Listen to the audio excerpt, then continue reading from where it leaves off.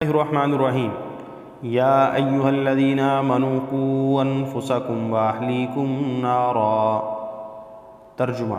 اے ایمان والو، بچاؤ اپنے آپ کو اور اپنے گھر والوں کو جہنم کی آگ سے۔ بھائیوں اور دوستو،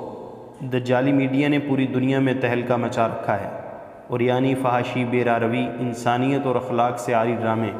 فلمیں، کارٹون اور مادر پدر آزاد معاشرے کی تشکیل دی جا رہی ہے۔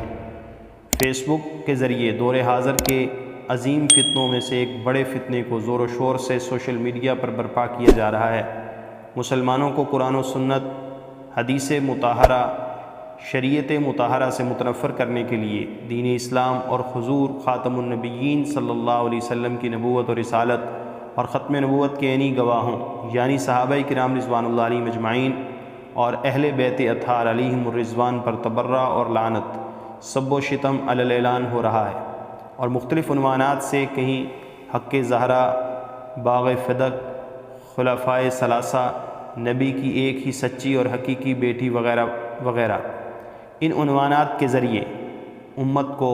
پھسلایا جا رہا ہے۔ اس لیے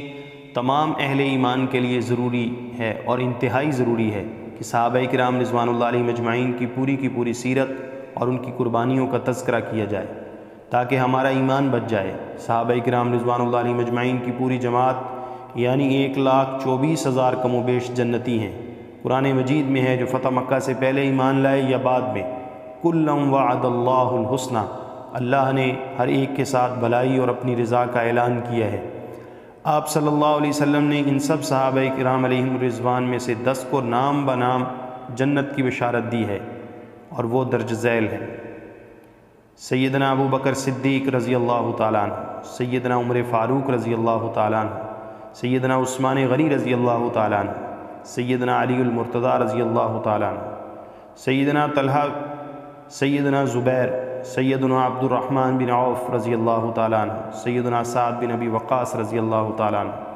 سیدنا سعید بن زید رضی اللہ تعالیٰ عنہ، سیدنا ابو عبیدہ بن الجراح رضی اللہ تعالی عنہم وعن کل الصحابۃ اجمعین۔ ان اصحاب رسول کے تذکروں کو زندہ رکھنا انتہائی ضروری ہے۔ اسی کے لیے ضروری ہے کہ صحابہ کرام رضوان اللہ علیہم اجمعین کی شان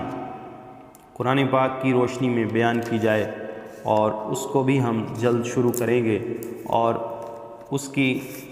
عنوانات کے ذیل میں ان کی وضاحت ضرور کی جائے گی کہ صحابہ کرام رضوان اللہ علیہم اجمعین کی اللہ رب العزت نے کیسے تعریف کی ہے، تاکہ ہمیں بھی علم ہو کہ ہمارے اسلاف اور وہ لوگ جنہوں نے حضور صلی اللہ علیہ وسلم کے لیے اپنا سب کچھ قربان کیا وہ کون تھے۔